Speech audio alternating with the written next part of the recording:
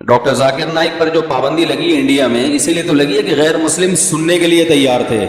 سمجھ میں آ رہی ہے بات؟ اگر غیر مسلم ان کی بات سننے کے لیے تیار نہ ہوتے تو پھر پابندی لگتی نہیں، لگانے کی ضرورت ہی نہیں ہے. سن رہے ہیں تبھی تو پابندیاں لگ رہی ہیں کہ بھائی یہ تو ہمارے لوگ ان کی سن رہے ہیں. کیا دلائل ہے یار، ماشاءاللہ کیا حافظہ ہے، کیا کتابوں کے ٹھک ٹھک ٹھک ٹھک ٹھک حوالے چل رہے ہوتے ہیں، ہندوؤں کی کتابیں، عیسائیوں کی کتابیں. یہ چیز تو ایسی ہے کہ دیکھو دنیا میں یہ کہیں بھی، یہ امریکہ بھی نہیں برداشت کرے گا، اتنا پھر امریکہ بھی نہیں کرتا. عیسائیت ختم، ہندو ازم کے جو پنڈت ہیں وہ ہے نا کہ یار یہ کیا ہو رہا ہے. پوری دنیا یہ دیکھ رہی تھی انڈیا میں، انڈیا نے ایسے تھوڑی پابندی لگا دی ہے. ہندوؤں کے کنٹری میں ہندو دھڑا دھڑ مسلمان ہو رہے ہیں تو انڈیا تو پریشان ہوگا نا. اور کوئی پیچھے بندوق نہیں ہے، کوئی پیچھے ڈنڈا، خالصتاً دلائل. ڈاکٹر صاحب سے میری ملاقات ہوئی، میں نے کہا جو ہندو اور عیسائی کلمہ پڑھ کے مسلمان ہوئے نا، ان کی ہم نے جو ویڈیو کوالٹی ریکارڈ کی ہے وہ کیمرے 50-50 کروڑ کے ہیں. کیوں؟ کیونکہ آج سے 50 سال کے بعد یہ والے جو ریزولیشن جو دے رہا ہے نا یہ کیمرہ، یہ شاید یوٹیوب پہ نہ چلے، تو ہم نے وہ کیمرے یوز کیے جو آج سے 50 سال بعد استعمال ہوں گے، تاکہ 50 سال بعد جب کوئی یہ ویڈیوز دیکھے گا تو وہ کہے گا کہ اسلام تلوار کی طاقت سے نہیں پھیلا. دیکھو ڈاکٹر صاحب کے پاس نہ کوئی بندوق، نہ کوئی بم، نہ کوئی میزائل. ہندو سوال کا جواب ملتا ہے اور اپنی مرضی سے کلمہ پڑھ کے اسلام قبول کر رہا ہے. نہ حکومت سپورٹ کر رہی ہے، نہ کوئی چندہ دے رہا ہے ان کو، نہ پیسے مل رہے ہیں. تو انہوں نے کہا یہ ایسی اسلام کی تبلیغ ہوگی کہ دنیا کہے گی کہ واقعی اسلام دلائل کی دنیا میں سب سے حاوی ہے. سفر سے انسان کا دماغ کھلتا ہے، بہت ساری چیزیں سیکھنے کو ملتی ہیں. ہمارا سفر تھا ملیشیا کا، یہ دوسرا سفر تھا میرا. اس سفر کا بنیادی مقصد تھا حضرت مولانا کلیم صدیقی صاحب، جو ہندوستان میں مولانا ابو الحسن علی ندوی رحمہ اللہ تعالیٰ کے خلفاء میں سے ہیں. مولانا ابو الحسن علی ندوی کا بڑا نام ہے، عربوں میں بھی اجمیوں میں بھی. عربوں میں ان کے علم کی بڑی دھاک تھی، تو ان کے خلفاء میں سے ہیں، اور وہ بڑے براڈ مائنڈڈ قسم کے عالم تھے، بہت وسیع مطالعہ تھا ان کا.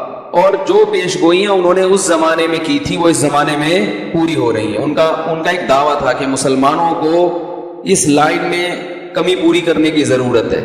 ان میں ایک بہت اہم چیز یہ تھی کہ مسلمانوں کو دین کے علم کے ساتھ ساتھ دنیاوی علوم اور فنون میں ترقی کی بھی اتنی ہی ضرورت ہے جتنی قرآن و حدیث کے علوم کی ضرورت ہے.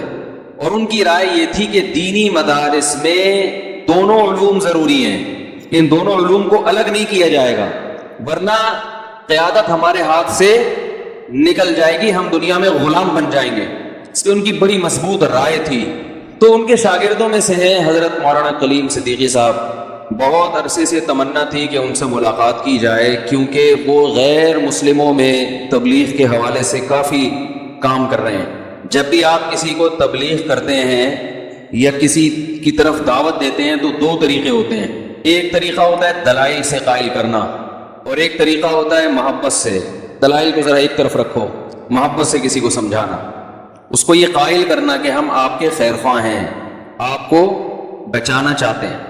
باپ اپنے بیٹے کو سمجھا رہا ہو کہ بیٹا پڑھ لکھ کے کچھ بڑے آدمی بن جاؤ، پڑھ لیا کرو، بیٹے کو سمجھ میں نہ آ رہا ہو، وہ ابا سے بحث کر رہا ہو، کیوں وہ فلاں کھلاڑی بغیر پڑھے اتنا بڑا کھلاڑی بن گیا تو مجھے پڑھنے کی کیا ضرورت ہے بھائی؟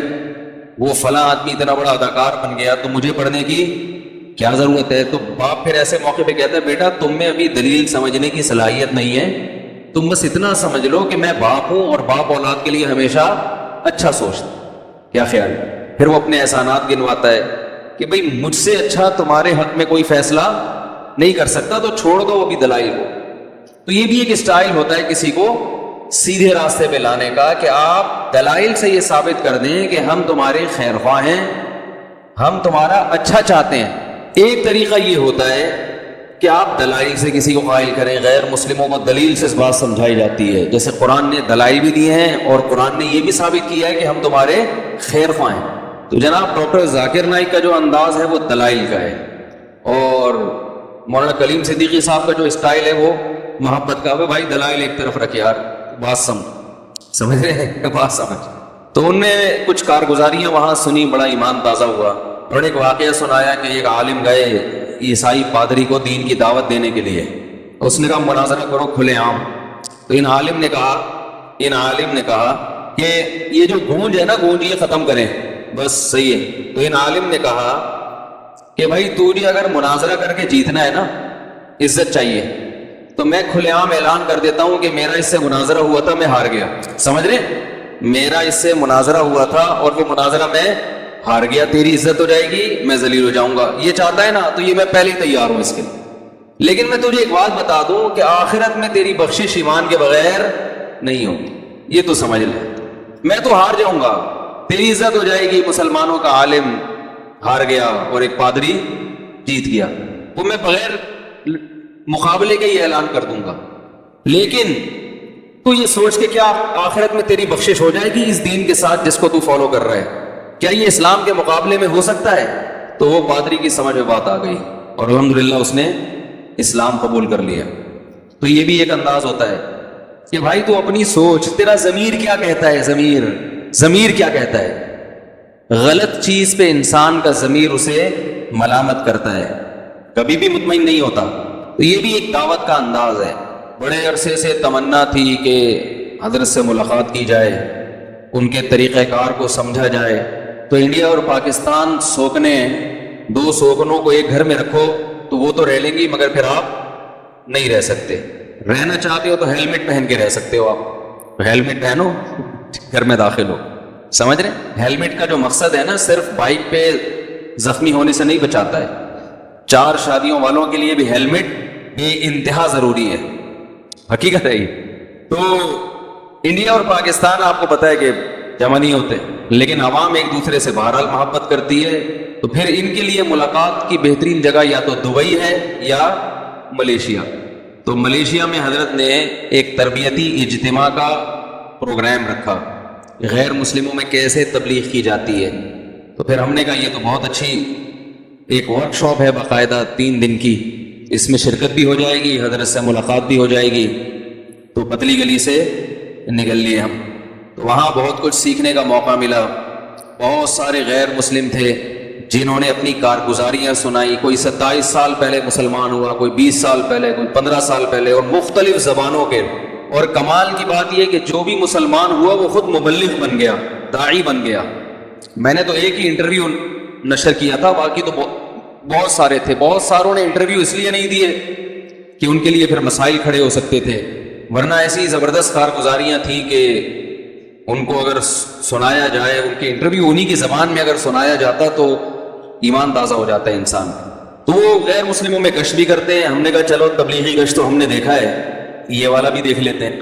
تو اس کا ایک خاص طریقہ ہوتا ہے کہ بھائی جو بھی جان پہچان والے ہیں غیر مسلم، ان سے ٹائم لیا، ان کے پاس گئے. تو جو متکلم تھے انہوں نے جو متکلم تھے وہ وہی تھے جو پہلے غیر مسلم تھے پھر مسلمان ہوئے تھے، کیونکہ وہ ان کی زبان زیادہ اچھی طرح جانتے. وہ ہندی الفاظ جو ہے نا، ہم تو نہیں جانتے نا ہندی کے پورے وہ چمتکار جانتا ہوں بس میں، ایک چمتکار اور 2-4 ایسے الفاظ.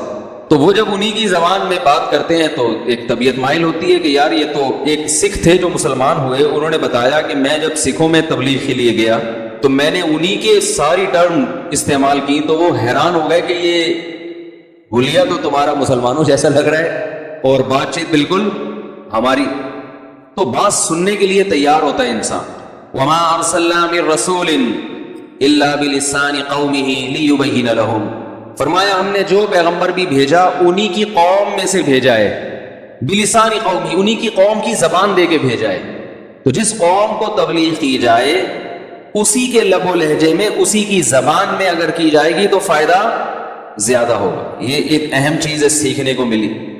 تو اس طرح سے تبلیغ کے لیے نکلتے تھے، ان کو جمع کر کے ان سے بات کرتے تھے. تو میں نے بھی ایک چیز نوٹ کی کہ غیر مسلم بات سننے کے لیے تیار ہیں، ان کو بتانے والا کوئی نہیں ہے.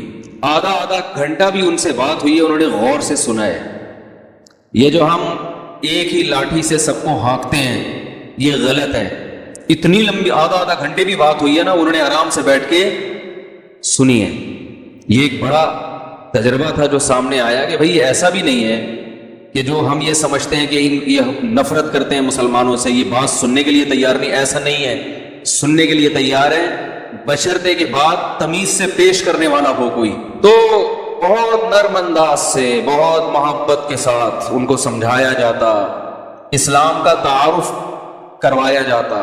کہ ہمارے تمہارے درمیان قدر مشترک کیا ہے. سکھوں کو بتایا جاتا کہ تم بھی اصل میں ایک خدا کے ماننے والے ہو, ہم بھی ایک کے ماننے والے ہیں, تو پھر ایک ہی پہ آ جاؤ نا.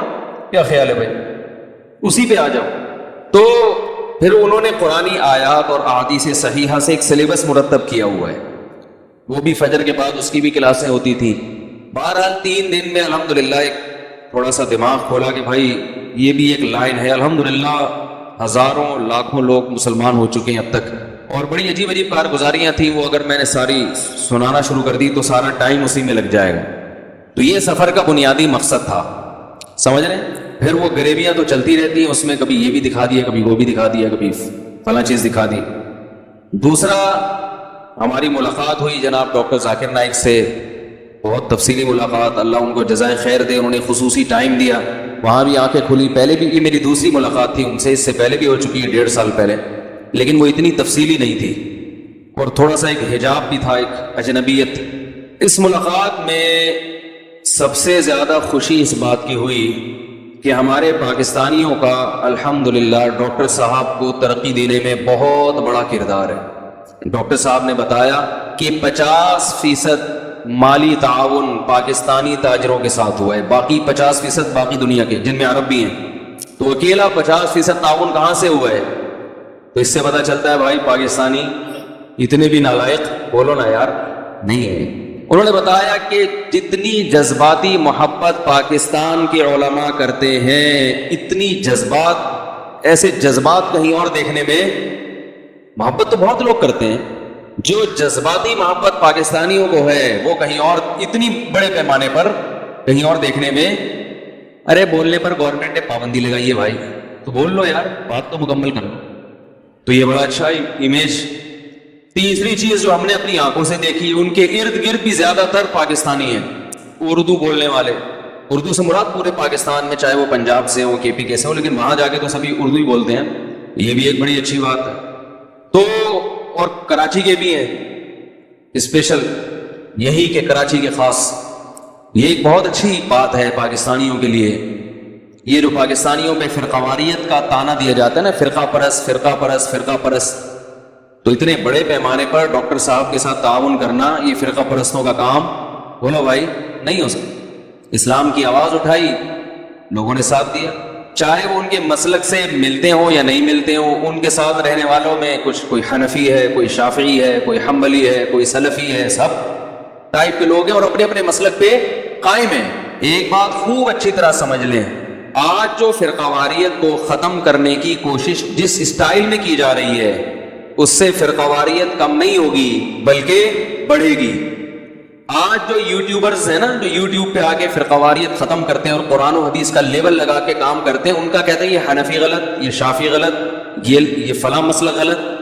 اس سے فرقہ واریت ختم نہیں ہوگی. وہ کہتے ہیں آؤ قرآن و حدیث پہ آ جاؤ, باقی سب کیا ہیں غلط. لیبل بہت اچھا ہے, لیکن اس سے سوائے اس کے کہ یہ ثابت کرنا کہ قرآن و حدیث پر میں ہوں, باقی سارے غلط ہیں, یہ میسج جا رہا ہے, اس سے نفرتیں پھیلتی ہیں. آپ یہ بتائیں کہ میری رائے میں قرآن و حدیث کے مطابق مسئلہ یوں ہے, لیکن اس بارے میں ایک دوسری رائے بھی ہے جس کو فلاں لوگ فالو کر رہے ہیں, وہ بھی ٹھیک ہے, میں بھی ٹھیک ہوں. نہیں یاری میرا خیال ہے بات, اس سے فرقہ پرستی ختم ہوگی. ڈاکٹر ذاکر نائک اس طرح سے فرقہ پرستی کے ختم کرنے کے قائل ہیں. اس طرح قائل نہیں ہے کہ ایک نیا فرقہ بنا دیں جس کا بعد میں نام نائکی فرقہ پڑ جائے یا ڈاکٹری فرقہ پڑ جائے. سمجھ میں آ رہی ہے بات؟ وہ حنفیوں کو بھی درست مانتے ہیں, وہ شوافی کو بھی درست مانتے ہیں, وہ حنابلہ کو بھی درست مانتے ہیں, وہ مالکیہ کو بھی درست مانتے ہیں, اور وہ اہل حدیث کو بھی درست مانتے ہیں اگر کوئی معتدل ہے. انہوں نے بتایا کہ پاکستان سے جو اہل حدیث میرے پاس ملنے کے لیے آتے ہیں بہت معتدل ہیں, ان کو اس پہ کوئی اعتراض نہیں ہے کہ کوئی حنفی ہے یا شافی ہے, وہ بھی ٹھیک ہے. اہل سنت والجماعت میں کوئی کسی بھی مجتہد کو فالو کرتا ہے تو وہ ٹھیک ہے. یہ کہنا کہ میں قرآن و حدیث اور وہ اندھا مقلد, یہ لیول بہت اچھا ہے, اس سے سوائے امت میں آگ لگانے کے کچھ بھی حاصل نہیں ہوگا. بھائی ہم بھی قرآن و سنت کو فالو کر رہے ہیں, قرآن و سنت کی وہ تشریح جو آپ کر رہے ہیں اس کو نہیں مانتے, وہ تشریح جو مجتہدین نے کی ہے اس کو مانتے ہیں. میں سمجھا پا رہا ہوں اپنی بات؟ فرقہ واریت کے خلاف ڈاکٹر ذاکر, میں 2 پیغام خاص طور پر ڈاکٹر صاحب کے امت مسلمہ کو پہنچانا چاہتا ہوں. ایک, فرقہ واریت کے خلاف کیسے کام کیا جائے. دوسرا اس سے بھی اہم پیغام ہے جو میں دوسرے نمبر پہ دوں گا. پہلے میں اس ٹاپک کو مکمل کر لوں. ڈاکٹر صاحب کی جو رائے ہے اس میں فرقہ واریت ختم کرنے کا یہ طریقہ کہ میں ہی ٹھیک ہوں، یہ طریقہ درست بولو بھائی نہیں ہے، بلکہ ان کی رائے ہے کہ میں بھی ٹھیک ہوں. سمجھ رہے ہو؟ میں بھی ٹھیک. قرآن و سنت کی تشریحات میں اختلاف ہے. آپ کسی بھی رائے کو فالو کریں گے آپ قرآن و سنت ہی کو فالو کرنے والے کہلائیں گے. ہاں بدعات کا اسلام میں کوئی جگہ نہیں ہے بدعت کے لیے، وہ کسی مجتہد کسی امام کا قول نہیں ہے. یہ جو بدعتیں ہو رہی ہیں نا یہ تو بہت سی چیزیں امام ابو حنیفہ کے کھاتے میں ڈالی گئی ہیں، بہت سی چیزیں شوافی نے امام شافعی کے کھاتے میں ڈالی گئی ہیں، تو وہ تو کوئی بھی نہیں اس کو صحیح کہتا. ڈاکٹر صاحب نے مجھے بتایا کہ ان کی ڈاکٹر صاحب کی ریسرچ کے مطابق اس وقت دنیا میں اہل سنت والجماعت میں اس وقت بھی 50% فقہ حنفی کو فالو کرنے والے ہیں. 50% لوگ بولو بھائی فقہ حنفی کو فالو کرنے والے، اور پہلے تو یہ تعداد اور زیادہ تھی. 30% لوگ فقہ شافعی کو فالو کرتے ہیں. پورا ملیشیا انڈونیشیا امام شافعی کو فالو کرتا ہے. آپ نے یہ دعوت شروع کر دی کہ قرآن و حدیث پہ آ جاؤ، امام شافعی کو چھوڑ دو. لیبل بہت اچھا ہے، پیغام یہ جائے گا گویا امام شافعی قرآن و سنت کو فالو، یہ لیبل یہ پیغام جائے گا نا، میسج یہ جا رہا ہے کہ ہم فالو کر رہے ہیں، وہ فالو نہیں کرتے تھے. 30% لوگ کس کو فالو کرتے ہیں؟ امام شافعی. 17% لوگ امام مالک کے فقہ کو فالو کرتے ہیں افریقہ میں اور مختلف. یہ میں ڈاکٹر صاحب کی تحقیق بتا رہا ہوں، بڑے محقق ہیں، ظاہر ہے وہ کمزور بات کرنے کے عادی نہیں ہیں. تو یہ کتنے ہو گئے؟ 97. 50% اس وقت پوری دنیا میں، یعنی آدھا اسلام کو جو فالو کرنے والے لوگ ہیں نا ان میں آدھے حنفی ہیں، امام ابو حنیفہ کو فالو کر رہے ہیں. 30% امام شافعی کو، پورے ملک. 17% امام مالک کو. کتنے ہو گئے بھائی؟ 97 ہو گئے کہ نہیں ہو گئے؟ 2% فقہ حنبلی کو جو سعودی عرب میں ہے. 2% پوری امت کے وہ کتنے ہیں؟ 2%. 1% اس کے علاوہ ہیں جو سلفی حضرات ہیں یا اہل حدیث حضرات ہیں جو کسی ایک خاص فقہ کو فالو نہیں کرتے. تو اگر آپ جو آج کل جو ایک پیغام دیا جا رہا ہے نا کہ کسی ایک فقہ کو فالو کرنا غلط ہے، تو اس کا مطلب آدھی امت یعنی 97% مسلمان تو ویسے ہی کیا ہو گئے، بلکہ 99 صحیح ہے نا.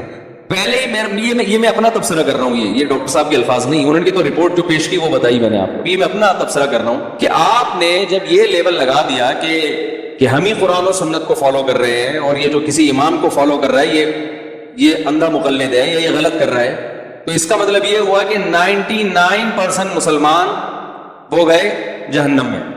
ویسے ہی دنیا میں تقریباً 5 ارب سے اوپر کچھ آبادی ہے، تو 4 ارب تو ویسے غیر مسلم ہے. اچھا ان میں شیعہ حضرات کو انہوں نے شامل نہیں کیا، وہ نکال کے اہل سنت والجماعت کی بات کر رہا ہوں میں، اہل سنت والجماعت. تو اگر اوور آل سب کو شامل کیا جائے، یعنی ان کی رائے یہ تھی کہ وہ لوگ جو قرآن اور حدیث کو حجت سمجھتے ہیں ان کے نزدیک قرآن حدیث اور صحابہ، شیعہ حضرات کیونکہ صحابہ کو حجت نہیں سمجھتے اس لیے اس تحقیق میں انہوں نے ان کو شامل نہیں کیا. تو اب آپ مجھے ایک بات بتاؤ، جو قرآن حدیث اور صحابہ کو حجت سمجھتے ہیں ان میں 99% کو آپ نے کہاں کر دیا؟ بولو بھائی جہنم میں. تو 1%، اور ویسے ہی دنیا کی اکثر آبادی کیا ہے؟ 4 ارب تو غیر مسلم ہے. تو جنت میں 2-4 آدمیوں کے علاوہ جانے والا کیا خیال ہے؟ ہم تو ان 1% کو بھی اہل سنت میں شامل کرتے ہیں. ہم تو کہتے ہیں وہ جو 1% ہے وہ بھی اگر قرآن و حدیث کو فالو کر رہے ہیں، مقصد تو قرآن و سنت ہی ہے نا. ہم تو ان سے ہی مطالبہ کر رہے ہیں کہ بھائی آپ ٹھیک ہے، آپ بھی اگر جنت میں جاؤ گے تو یہ جو 99% ہے نا، یہ بھی کوئی جہنم میں. قرآن و حدیث کو فالو کرنے کے 2 طریقے ہیں. ایک یہ کہ آپ اپنی رائے پر اعتماد کریں، ایک یہ کہ آپ کہیں کہ میں جاہل ہوں، میں اس مجتہد کی رائے کو فالو کروں گا جو تابعین تبع تابعین کے دور میں سے تھے اور ان کی عقل و فراست ہم سے زیادہ، انہوں نے صحابہ تابعین تبع تابعین کو نمازیں پڑھتے ہوئے دیکھا ہے، وہ حدیث کی سند کی تحقیق آج کی نسبت ہم سے اچھی کر سکتے تھے. اس وقت تو سندیں 1-2 راویوں کے بعد نبی تک پہنچ جاتی تھی، وہ حدیث کو ہم سے زیادہ جانتے تھے. تو یہ اندھی تقلید نہیں ہے. اندھی تقلید یہ ہوتی ہے کہ جس کی تقلید کر رہے ہیں اسی پر اطمینان نہ ہو آپ کو. دیکھو ایک آدمی اپنے باپ کی وجہ سے اگر مسلمان ہے، اپنے باپ کے دین پہ چلتا ہے اس لیے کہ اس کے والد کیا تھے؟ مسلم، اور ایک آدمی اپنے باپ کی وجہ سے غیر مسلم ہے اس لیے کہ اس کے والد کیا تھے؟ غیر مسلم. تو ان میں اندھا مقلد کون ہے کہ باپ کے صحیح ہونے کی دلیل نہیں ہے پھر بھی باپ کو فالو کر رہا ہے؟ جہاں باپ کے صحیح ہونے کی دلیل ہو وہاں باپ کو فالو کرنا یہ اندھی تقلید بولو بھائی نہیں ہے. یہ میرا بھی ٹاپک نہیں ہے، یہاں کدھر سے بات چلی گئی. تو ڈاکٹر صاحب نے بتایا کہ 50% فقہ حنفی کو فالو کرتے ہیں، 30% فقہ شافعی کو فالو کرتے ہیں، 17% فقہ مالکی کو، 2% فقہ حنبلی کو، 1% پھر باقی لوگ ہیں.